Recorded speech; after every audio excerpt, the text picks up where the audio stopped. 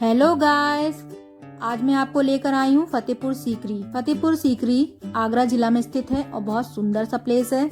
और ये सुबह ओपन होती है 6 बजे, शाम तक 6 बजे तक रहती है, तो आप यहाँ विजिट कर सकते हैं कभी भी। और ये एरिया जो है दिख रहा है, ये है दीवाने आम। यहाँ सामने अकबर बैठता था और उसकी यहाँ प्रजा बैठती थी और वो अपनी प्रजा की बात सुनता था और न्याय करता था। जो गुनाह करता था उनको यहाँ पर मृत्यु दंड देता था। और जो लेडीज बैठी हैं वहाँ पर जो है एक पत्थर है, वहाँ एक हाथी बंधा होता था और राजा जो गुनाह करता था उसको हाथी के पैरों तले दबवा कर सबके सामने मृत्यु देता था, जिससे लोग डरते थे और गुनाह कम करते थे। तो ये उसका न्याय हुआ। और अब आपको जो दिखेगा वो है दीवाने खास। दीवाने खास में केवल खास लोग रहते थे, प्रजा नहीं आती थी। यहाँ पर उनके 9 रत्न होते थे, मंत्रीगण होते थे, उनके खास लोग होते थे जो यहाँ पर राजनीति के पर्पज से बातें होती थी। वो ये यहाँ का एरिया है दीवाने खास का।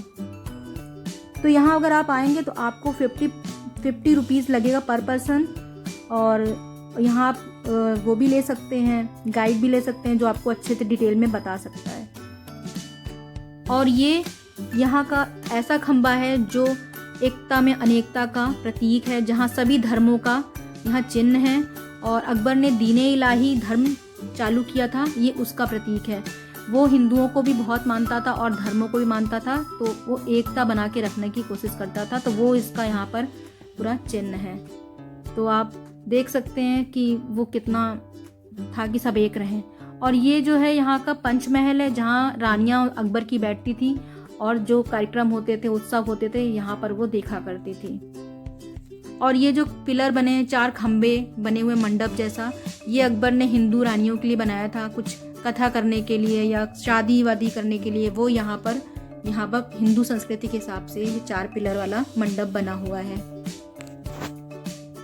और ये है यहाँ का तालाब, और कहा जाता है इसको, यहाँ तानसेन बैठते थे बीच में और गाना गाते थे। इसको तानसेन के नाम से भी 4 चमन भी बोला जाता है, क्योंकि यहाँ 4 खंबे हैं, रास्ते हैं 4, और बीच में तानसेन अपना गाना गाते थे। और यहाँ पर दीपक राग भी गाया था, दीपक जल उठे थे। तो ये सारा यहाँ पर ऐसा है कि आप यहाँ सब बैठ के वो एंजॉय करते होंगे और पूरी उनकी रानियाँ एंजॉय करती होंगे। बीच में कार्यक्रम किया करते थे तानसेन और उनके रत्न यहाँ बैठते थे।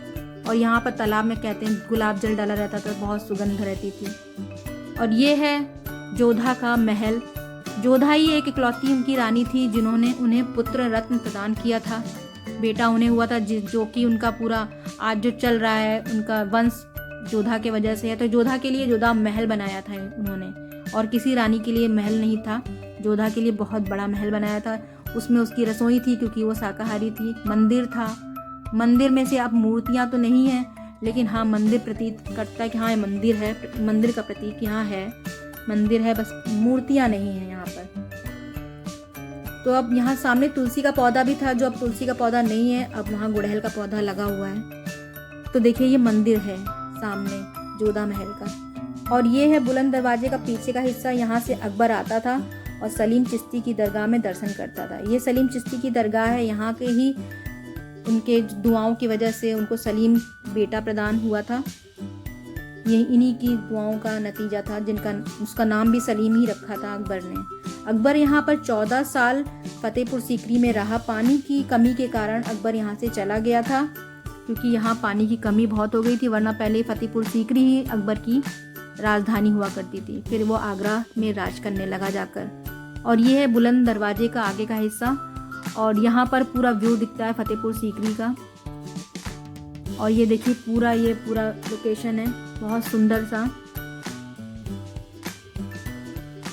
आप देख सकते हैं कितना सुंदर लग रहा है ये एरिया।